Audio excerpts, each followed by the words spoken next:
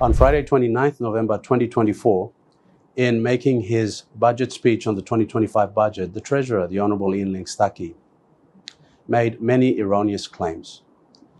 The Treasurer presented a very shallow statement and attempted to paint a rosy picture about the PNG economy and the experience of the people of Papua New Guinea under the Prime Ministership of the Honourable James Marape.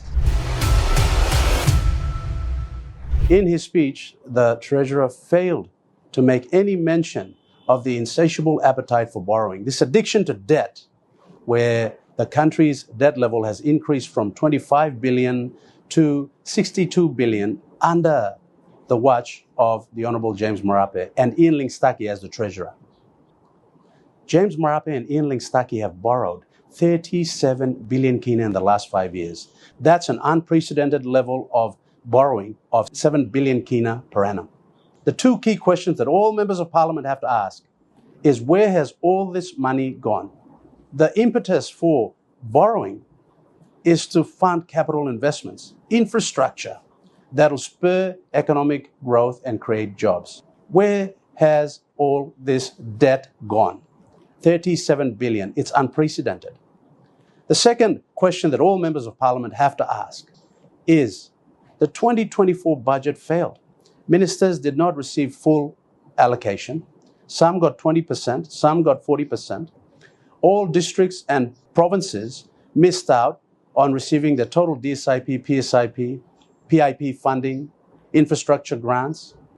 We have seen a decline in socioeconomic indicators. We have seen a decline in the Human Development Index of our people.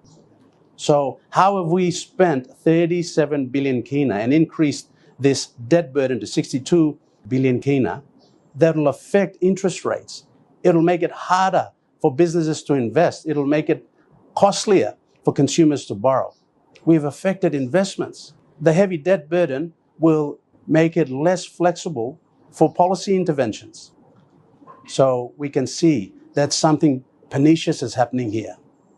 With the 2019 amendment to Section 31 of the Public Finance Management Act, giving total warranting powers to the Treasurer, coupled with the fact that this 13-year budget repair fallacy started in 2022, it begs the question, who created the debt that Staki is trying to resolve with this 13-year budget repair strategy?